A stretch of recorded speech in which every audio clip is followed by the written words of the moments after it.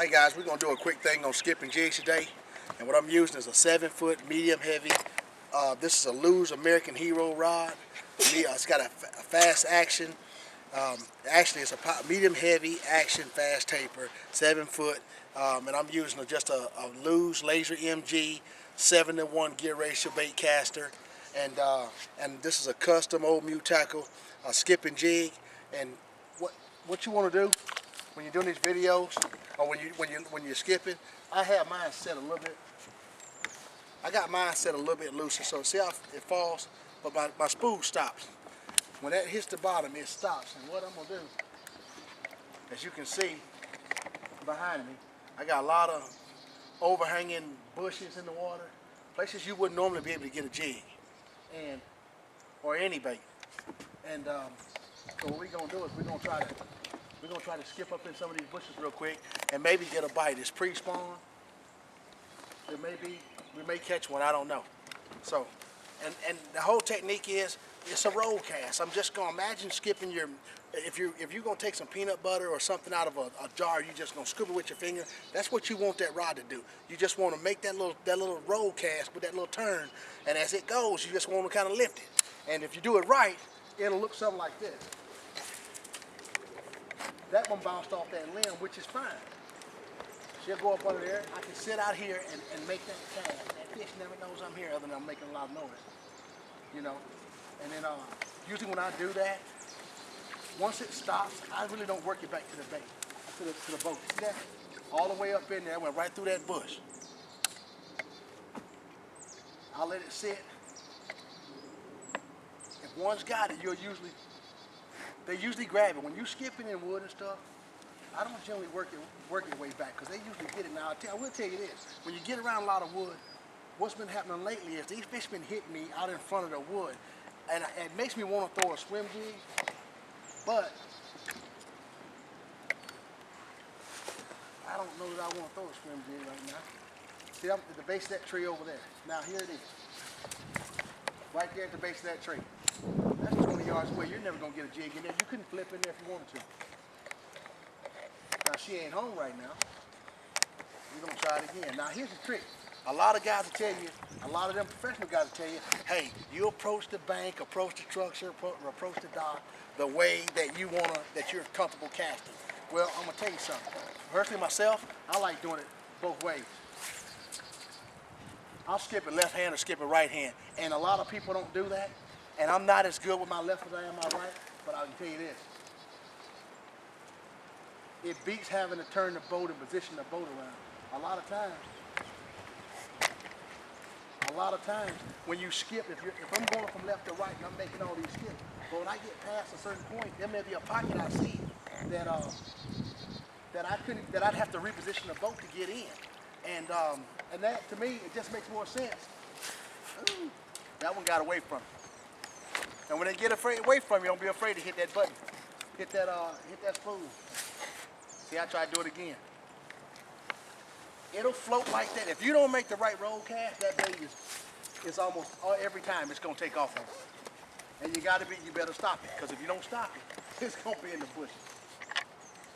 But the trick is, when you do this, and I'll keep playing around here, you watch, it won't be long, and I'll set the hook on those green eyes. Because there's one thing for sure. She in there somewhere. And I don't know, my videographer, I don't know if she can get those, if she's getting those skips. But bushes like that, take a pan over there and get that, look at that bush. There ain't no bait going in there. There ain't no bait going in there. Any one of them bushes. You ain't getting it in there. The only way you can get it in there is to fish that stuff effectively, is to be able to skip. Now, if you can't skip, I'm gonna just tell you right now, guys that can skip, that's the only. Now, when you get in stuff like this, you'll hit a limb and deflect, and I've caught fish that way. But see that? That went way up in there. That fish over there sitting on that bank, that fish ain't seen a hook since it was born. Because it's not going to come out of there and eat anything. You're not drawing that fish out of there. Here we go. Take a look up in there.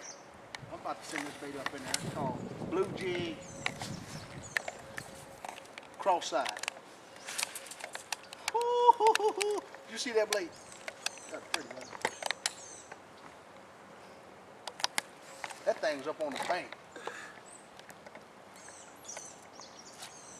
That was fast. Shoot it up in there. Sit back off of it. Shoot it up in there. Now I'm gonna tell you, I've seen some guys tell me they can skip, and they do this right here. That ain't a skipping a jig. I'm just gonna tell you right now, that ain't skipping a jig. If you can get it up in there like that, that's fine. That's pitching. That is not skipping. There's nothing wrong with that. I do that every chance I get. I'd much rather do that. But the problem is, you can't pitch as far with a 7-foot rod. The reason, and you can't skip with a 7-6 piece of lumber. So, we just kind of poke around. And when they get real shallow, they get up around that wood, they go catch it. Because them fish ain't seeing no bait.